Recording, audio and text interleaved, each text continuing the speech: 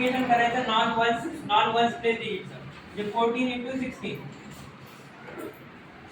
Side multiplication cross multiplication plus 6 इथं 1 येईल पहिल्यांदा 1 नंतर 4 plus 6 10 4 6 are 24 222 24 ओके हे आन्सर आलं.